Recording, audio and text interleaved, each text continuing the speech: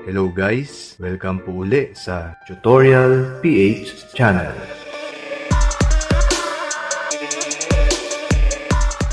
Sira na ba ang remote ng ProMac Smart TV mo? Mahal ang original na remote.